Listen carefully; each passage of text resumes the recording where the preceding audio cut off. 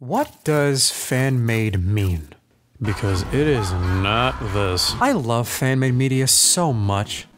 Oftentimes more than officially made media. Even the worst or most amateur passion projects hold so much value to me. The fact that someone cared enough about a piece of art so much that they'd spend their time making a love letter for that art that also qualifies as art in itself, it just makes me smile. Fan art, fan songs, fan comics, fan films, fan games. Yes, even this. Come on!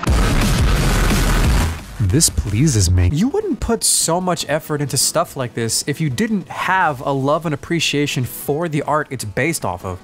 And in that way, fan-made media is a great reflection on how artists can inspire and create more artists in one big artistic community. And that, my friends, brings us to Spider-Man Lotus. For those of you who aren't in the know-how, Spider-Man Lotus was a fan-made Spider-Man film. It was announced on January 16th, 2021 and premiered in Los Angeles on August 5th, 2023, with the film being made public on YouTube 6 days later. Now, since this is an unofficial product, they couldn't just ask Sony or Marvel for money to make it, so the movie was made on a crowdsourced budget of over $112,000. And considering that this was director Gavin J. Konop's first ever major feature-length film, and he announced this when he was just entering his adult years, this budget is pretty impressive for a fan film like this. It's a shame that most of those backers eventually wanted their money back. God damn, did this movie make a big ol' stink when it came out last year. And for good reason. I'm just saying, you know your movie is kinda screwed when people are calling it the racist Spider-Man movie before it even comes out. So to give you a background on what happened, the director and several actors were found out to be, let's just say, very diverse in their historical vocabulary. Lots of N-words being thrown around, lots of stereotypes being thrown around. Oh, but not just that, but the sexism and the ableism on the side, mamma mia! Now, I believe that saying some of these words isn't inherently bad under the correct context. This was the exact wrong context.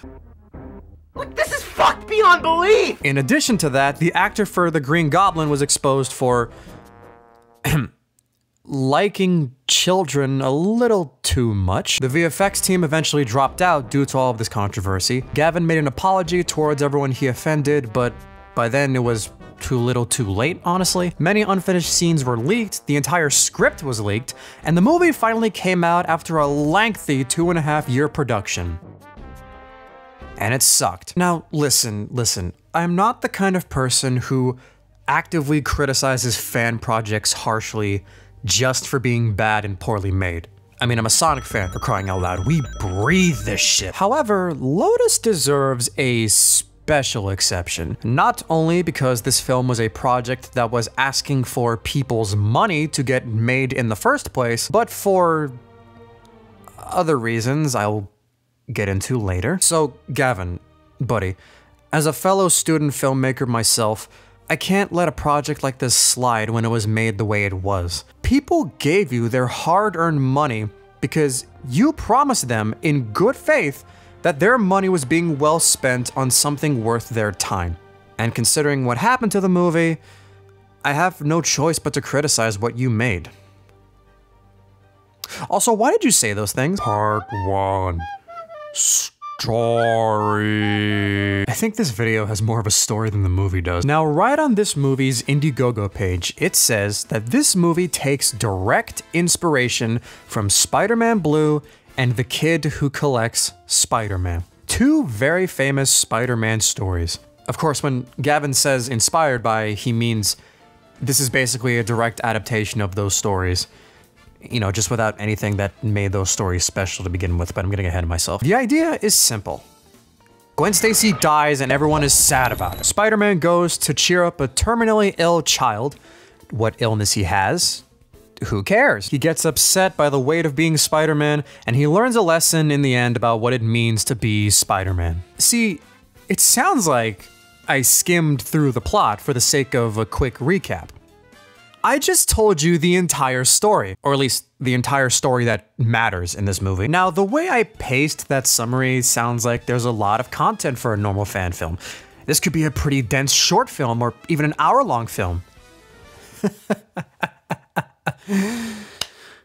This movie is almost 2 hours long. Nothing happens in this movie. 70% of the runtime is just spent with Peter, Harry, and Mary Jane being sad about Gwen Stacy's death. Any remaining scenes, like the filler scenes or the flashback scenes, they all serve zero purpose. Would you believe that the first scene of this movie is the most interesting scene to talk about?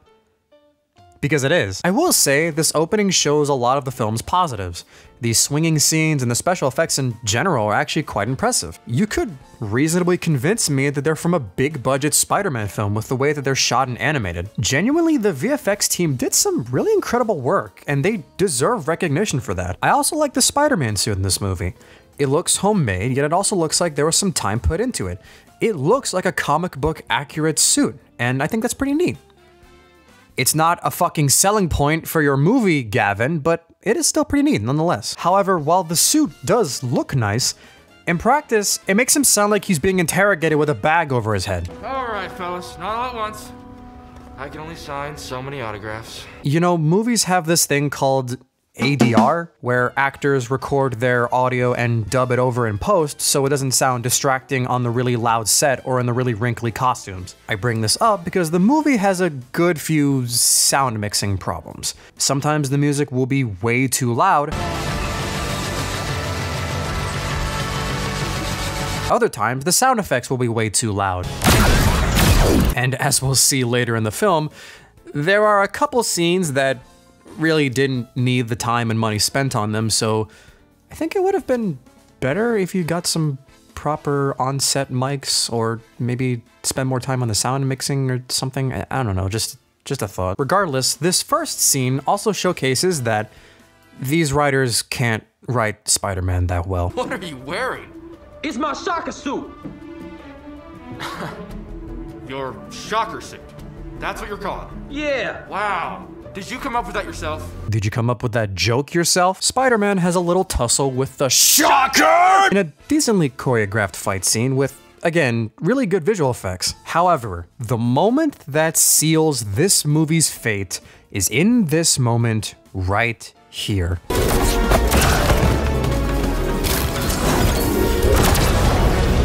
Spider-Man uses these people as human shields, or actively throws them into danger.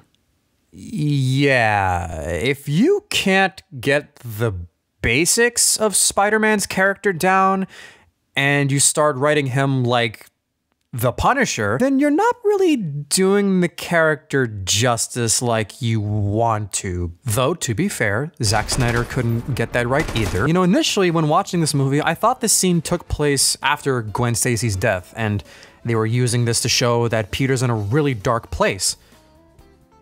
No, this is before Gwen dies. He's just kind of an asshole in this scene. Speaking of Gwen's death, how was that handled? I mean, it is what the movie is based on, it's one of the most important events in comic book history, and it's the moment that this movie's entire emotional struggle is dependent on in order to succeed. Part 2. Sad. Okay, we need to talk about the death of Gwen Stacy and why it actually mattered. The original story was issue 121 of The Amazing Spider-Man, and by that point, Gwen Stacy had been around in the comics for 7.5 years. She grew a connection with Peter and to the audience and allowed us to get to know her. When she died, it wasn't sad because someone died, it was sad because somebody we cared about died. Not to mention the love interest dying like this wasn't really done in comics at the time, especially ones we got to know for so long. They let us get attached to Gwen before they killed her off. I mean, why do you think Sony waited until the end of the second Amazing Spider-Man movie before killing her off?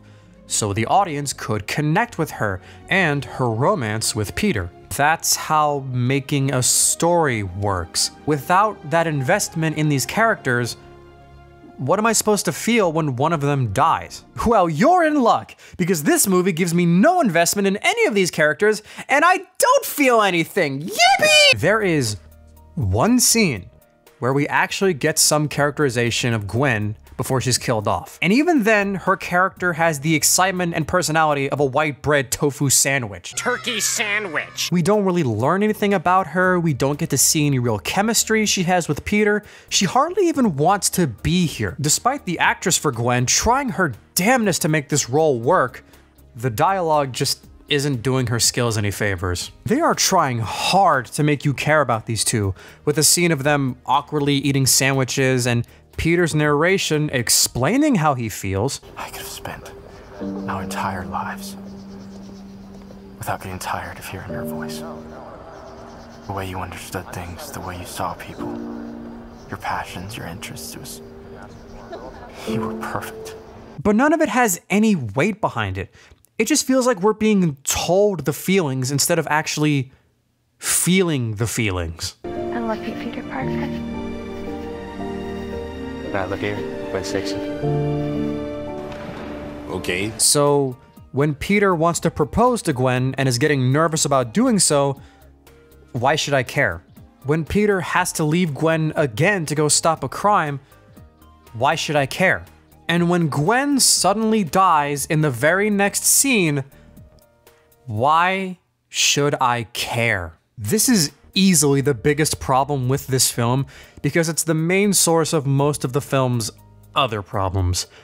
There is no attachment to any of these characters, and as such, I don't care what they're going through. This is an adaptation of a comic book story without the buildup that made that story special.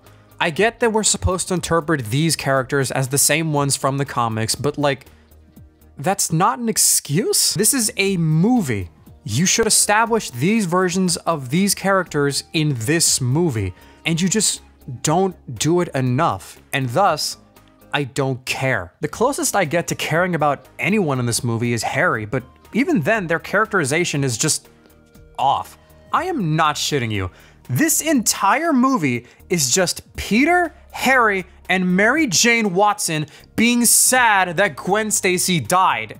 And I don't give a shit. And that's a major problem because that is the entire crux of this movie emotionally landing in the first place. Peter just acts like a one-dimensional douchebag to everyone around him. Harry has a few overly long and drawn-out scenes of him being sad that serve no purpose to begin with, and MJ has a pointless scene of her coming to terms at a party. Without Gwen's death emotionally landing, these scenes are just dull, unimpactful, and go on forever. Oh, but believe you me, they try their hardest to make you care about Gwen after she dies. There are a good few flashback scenes, dream sequences, and a very extended scene where Peter watches a montage of memories that they had.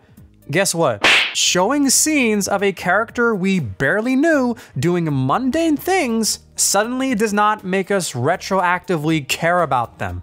You had your chance to get us formally attached to Gwen, and you failed. You fumbled the damn bag. Sadly, as much as I'm one to encourage creativity and allowing artists to make the stories they want to, I just don't think a direct adaptation of the death of Gwen Stacy can work as a standalone narrative. We just don't have any attachment to these versions of Peter Parker, Gwen Stacy, Harry Osborn, and Mary Jane Watson. And I'm sorry, but as the narrative presents itself, it seems the only reason we're supposed to care about these people is because their names are Peter Parker, Gwen Stacy, Harry Osborn, and Mary Jane Watson. I'm not saying this story can't be done well in a film adaptation. The Amazing Spider-Man 2 actually handled this death really well. It was arguably the only thing that that movie handled well. You're a fraud, Spider-Man!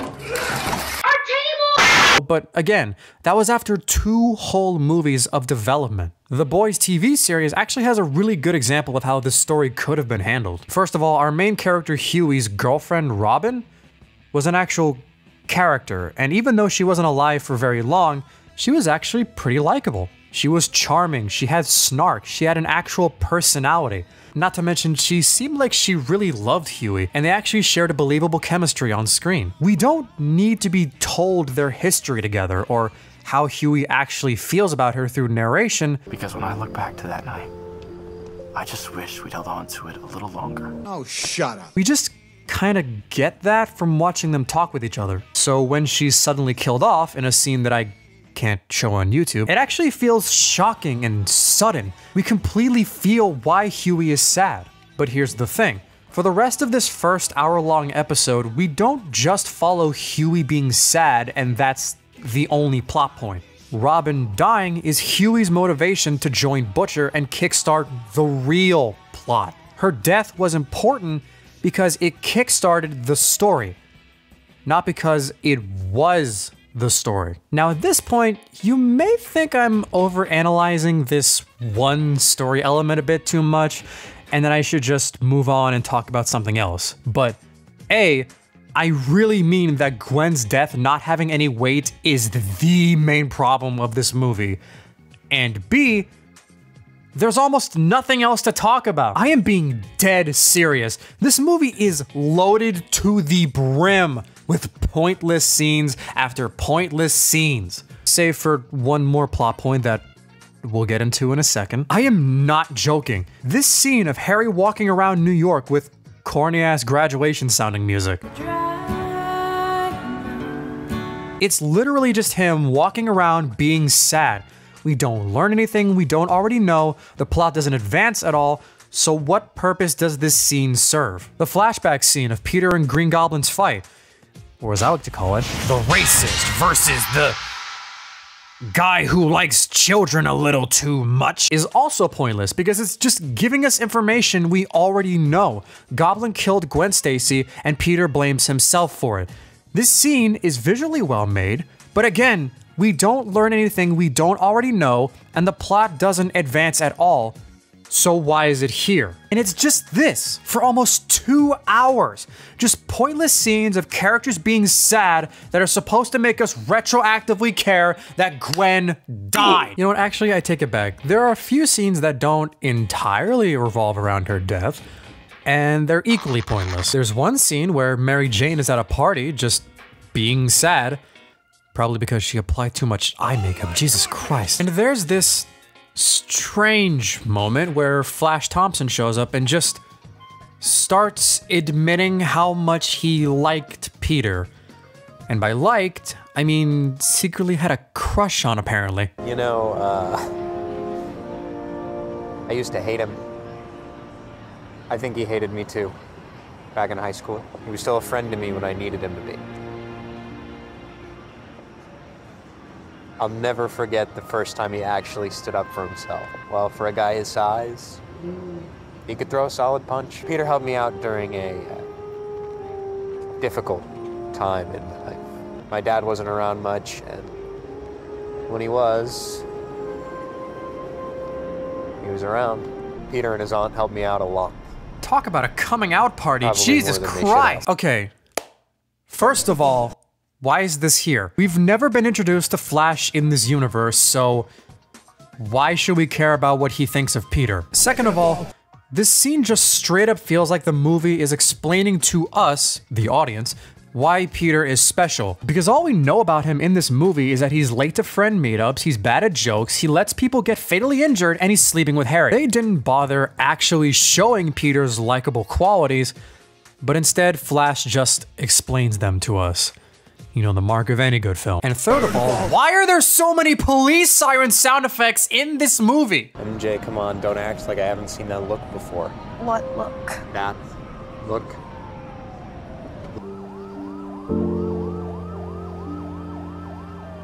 And this morning, sources say they saw Spiderman fleeing the vicinity.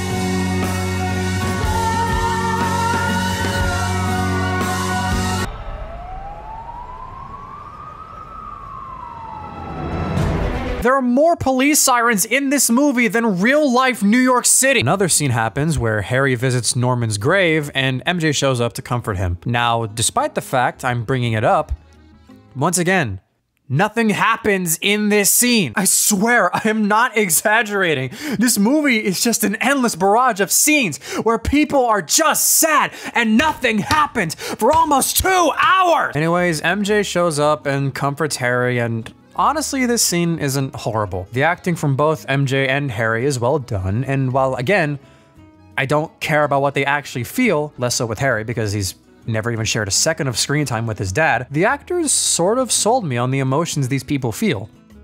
Then this movie tells us, the audience, about a moment that happened in Harry's past. They were all waiting for fireworks, they never came, and they were about to leave, but Harry stopped them and had faith that the fireworks would come. Now, on its own, it could be a good moment to establish Harry's faith and how it crumbled after people close to him died.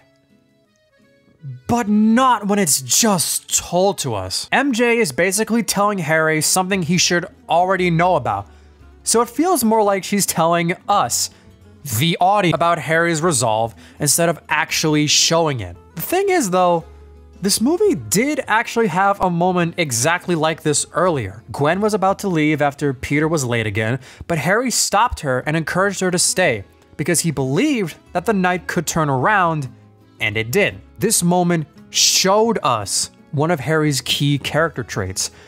So why do we need this car scene to explain to us what makes Harry's resolve so strong when it was already shown to us? Why not just have 1 or 2 lines reminding Harry and us about that moment when he encouraged Gwen to stay and they had fun that night? It could have actually served as a decent quick reminder instead of this random story that honestly feels like filler as is. You know what? Actually, most of this movie feels like filler, if I'm being honest with you. There is only one major plot point, it doesn't work, and they stretch out that plot point thin for so long that it gets exhausting to watch. He's sad. Feel bad for him. Don't feel bad Guys, for him. Peter's sad. But he's sad that his GF is dead. His GF died. Actually, there is one other plot point that I have yet to mention, which is kind of worse. 3. Mummy, I did a sick. I mentioned that this film is also an adaptation of The Kid Who Collects Spider-Man. Released in January of 1984, the comic is about a child who collects Spider-Man. Imagine that. He's a huge Spider-Man fan and he has a lot of his merchandise and stuff. The story goes that Spider-Man spends the day with this random kid seemingly for no reason, telling secrets and even revealing his secret identity to him. For the entire issue, we don't know why Peter is spending so much time with this random kid. It builds interest for us to keep reading. And in the final panel, we learn the twist. The kid has leukemia and doesn't have that much longer to live. This is how you build interest for a story. Suddenly, the pieces fit into place and our investment in this story is rewarded.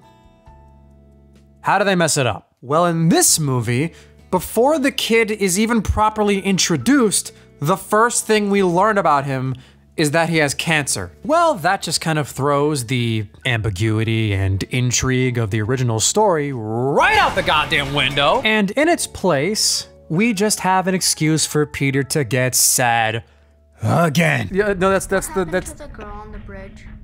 Oh my god.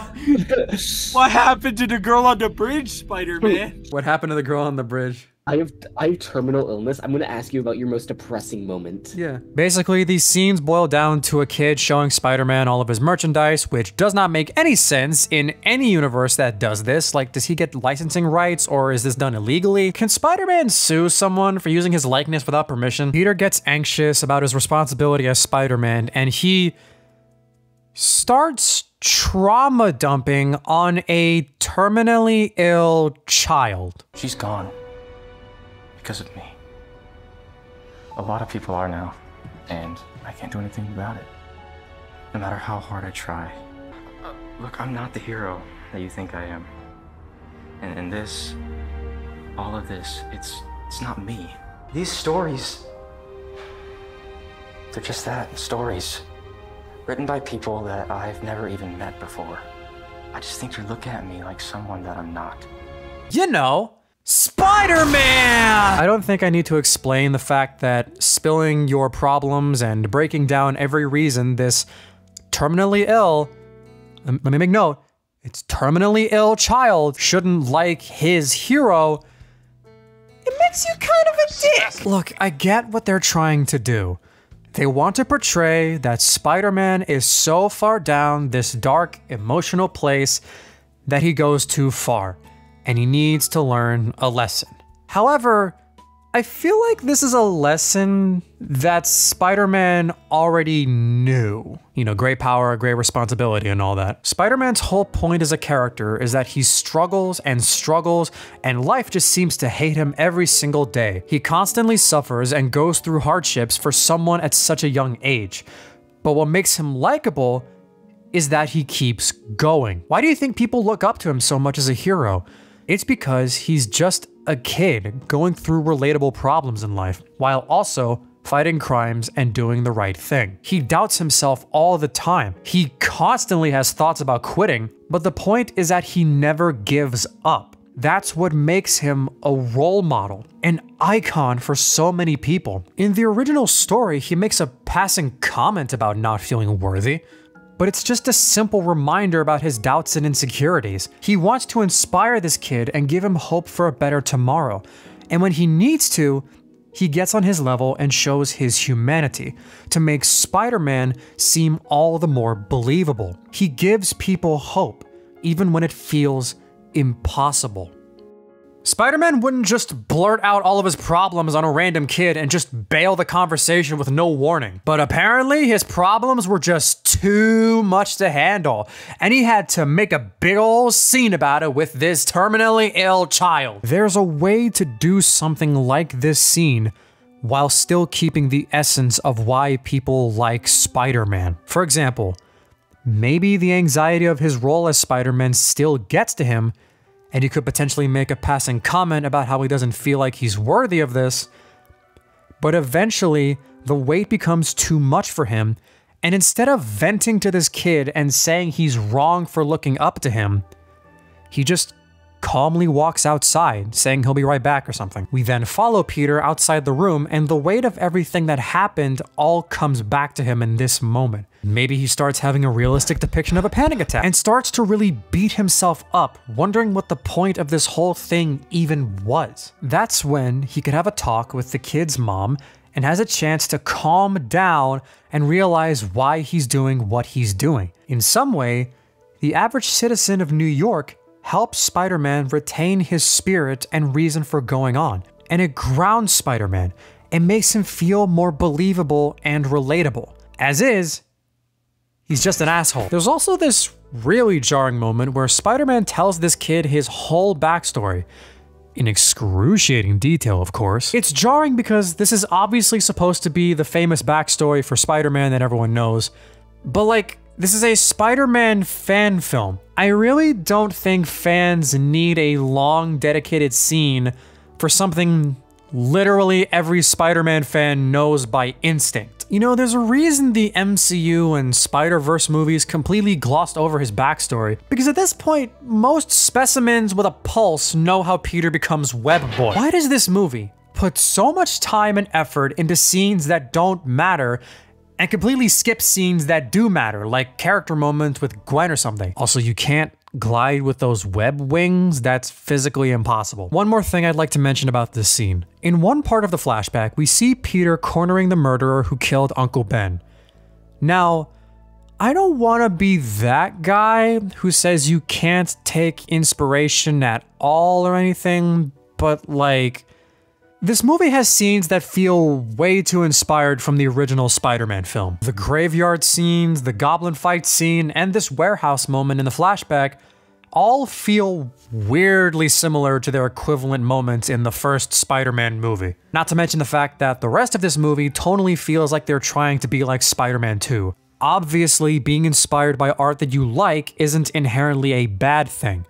It's genuinely impossible to be completely original when making a story nowadays, especially one that's clearly supposed to be an adaptation of two Spider-Man stories that already exist. But here's my weird theory about this. On the film's Indiegogo page, Gavin flat out states that Spider-Man 2 is his favorite film of all time. And for reasons I will get into in a second, I promise, a lot of fans of the Raimi trilogy were drawn towards this project as something to satiate their hunger. Meaning they basically just wanted to watch Spider-Man 2, but like, sort of different. So part of me feels like, intentional or not, some visual imagery and moments were put into this movie as a sort of subtle reference to the original films. And again, that isn't inherently bad, but it could come across like the crew were using classic imagery to subtly win the fans of the Raimi trilogy over. Admittedly though, that is just a theory.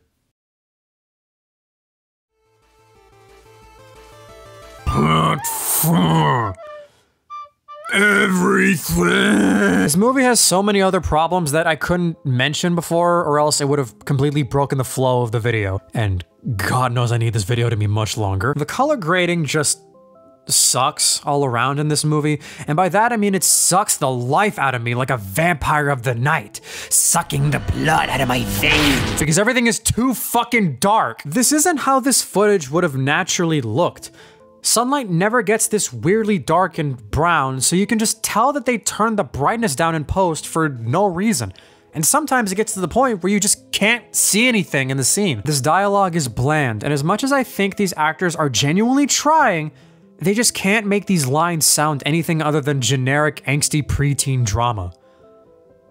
Riverdale. The movie could have ended fine at the hour-and-a-half mark, but instead, this scene of Peter, Harry, and Mary Jane Watson reconciling goes on for way too long. And the moral of this Oh, guys, story it's the is find- pizza shop! And Guys, it's the pizza shop! Don't Guys, Oh my guys, God. they moved This is on! They time. moved on! This They is where moved they on, were it's It's starting. Flash! It's Flash Thompson! It's Flash! I love Flash! He's from the military! He's from the dude, he turned his life around! He's not a boy anymore! Two fucking Moved scenes. on. And it feels agonizingly slow since we basically already got an emotional resolution from all of our characters. This movie has a really bad problem of telling and not showing. Flash spilling his real feelings about Peter, MJ explaining a story that Harry should already know, Peter's random monologue in the beginning of the film basically telling us how we're supposed to react, the graveyard scene with Peter and MJ, and so on and so on. The exposition is doing a lot of heavy lifting with these scenes because we don't have any attachment to these characters to begin with.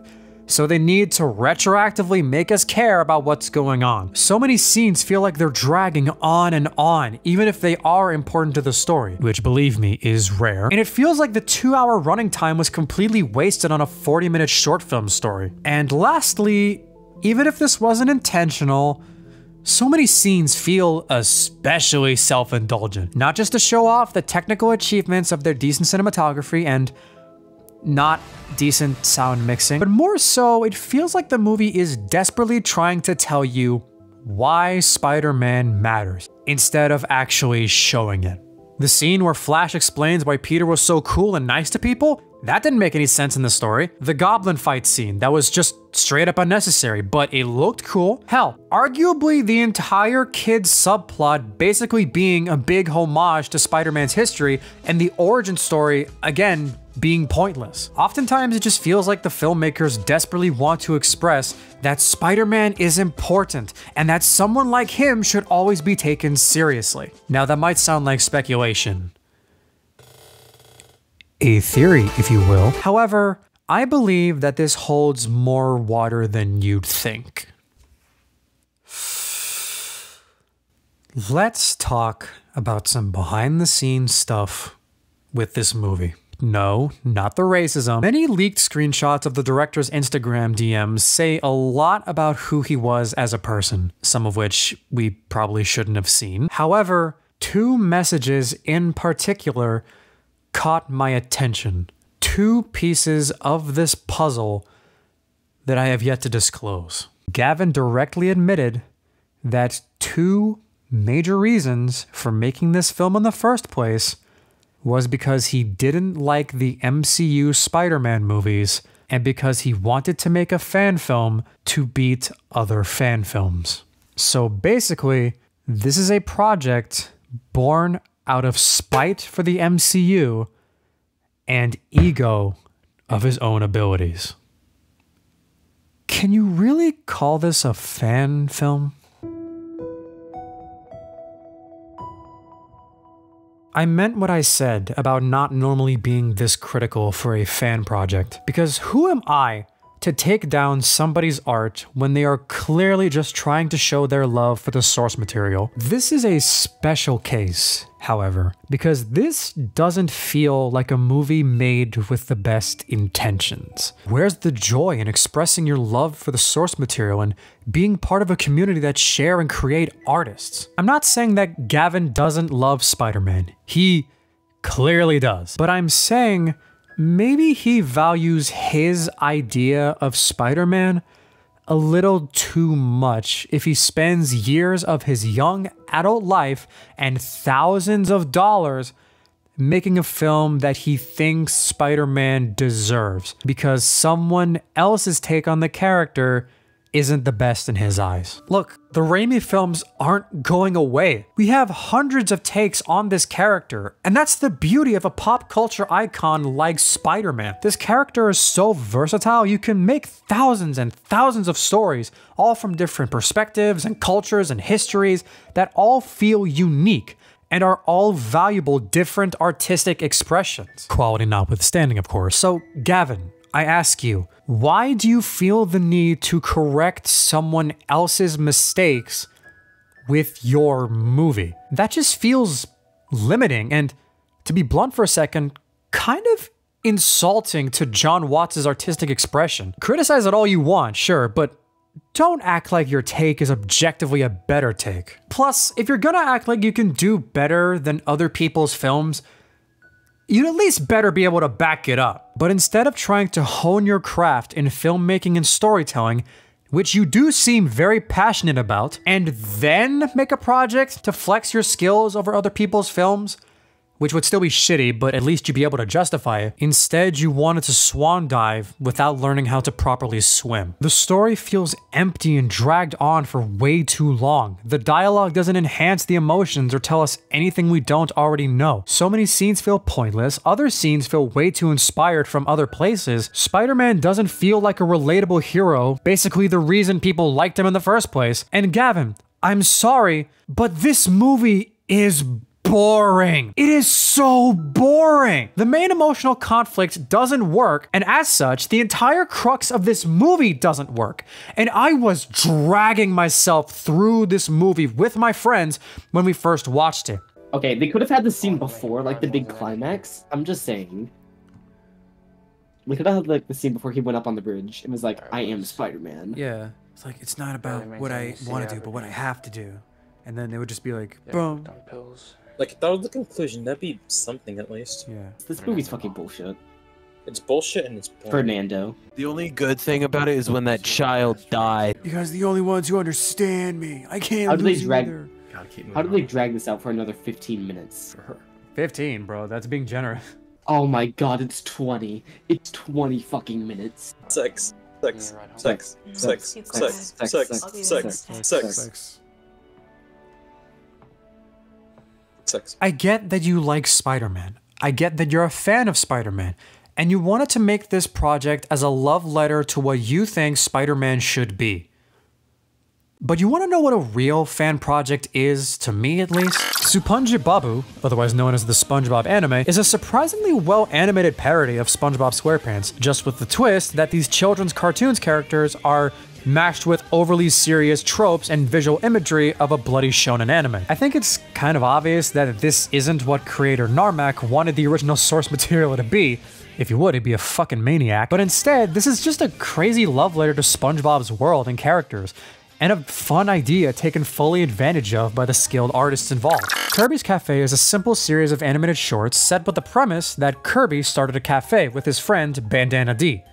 The GOAT! One of Kirby's defining characteristics is that he well, eats a lot. So expanding on that idea into owning a restaurant that makes food and allows Kirby to express himself is a really clever and novel idea. Not to mention, it's just an adorable and really, really wholesome slice of life take on the universe that, again, shows the creator VT Animation's love and appreciation for the original source material. Undertale Yellow is a fan-made prequel to the original Undertale, created by Master Sword, with new enemies, characters, and a new expansion of the original game's world, featuring quality pixel art, music, dialogue, and the same charm, personality, and care as the original source material. So much so that when it got into a legal debacle with the shitty distributor of the original Undertale soundtrack, which is a whole video in itself that I'm never gonna make, the creator, Toby Fox, actively defended it and recognized the fan game as a product of love and passion that should be respected the same way they respected the original game. Instagram artist William Burke created these